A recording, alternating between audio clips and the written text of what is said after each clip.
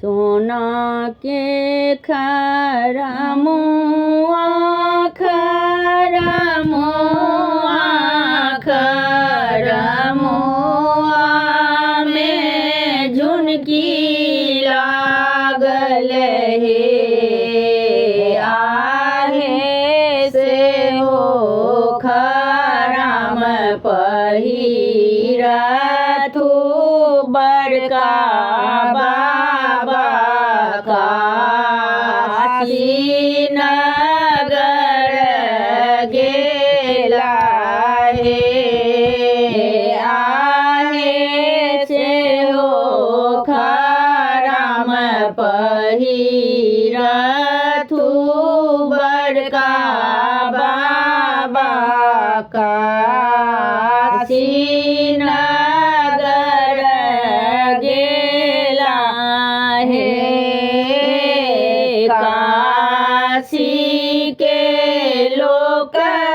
सब सूतल कियो नहीं जागल हे काशी के लोक सब सूतल कियो नहीं जागल हे आहे एक त जागल छथि भोला बाबा मोरा घर चूड़ा करना है हे आहे एक त जागल छथि भोला बाबा मोरा घर चूड़ा करना है रे सोना के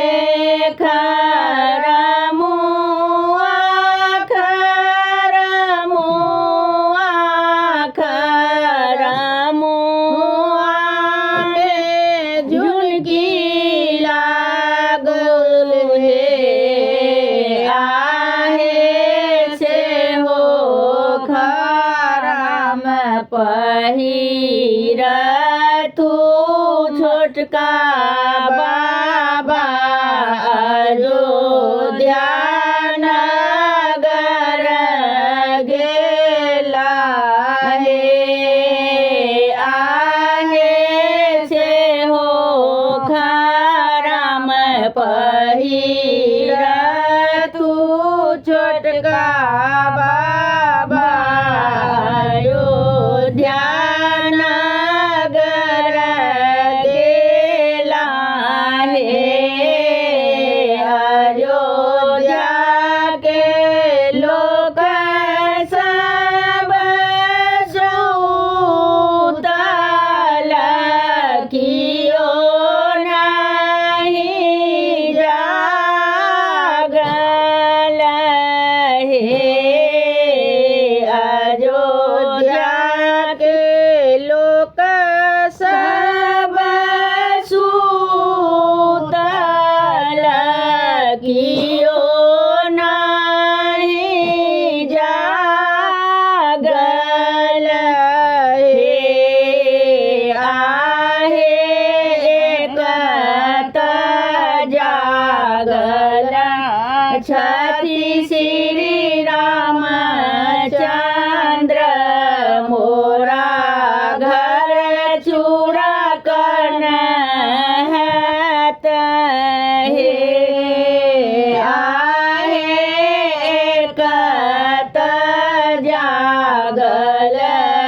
छथि श्री रामचंद्र मोरा घर चूड़ा करना है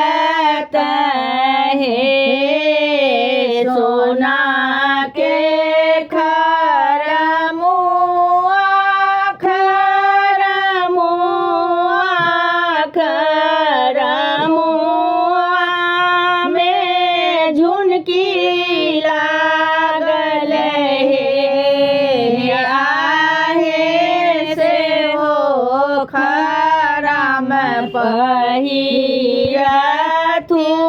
बड़का बाबा अयोध्या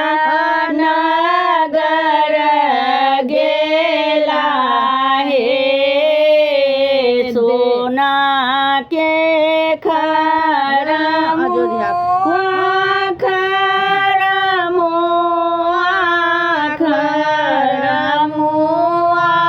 में झुनकी लागल हे देव पितर सब नौतल घर ही आनंद है तहे आहे घर ही में नौतब गोसाउन की जे नित आशीष देती है आहे घर ही में नौतब गोसाउन की जे नित आशीष देती है सोना के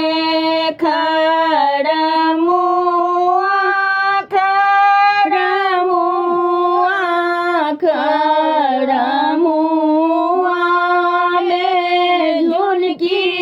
लागल हे आहे से हो खरम पहिरथु बड़का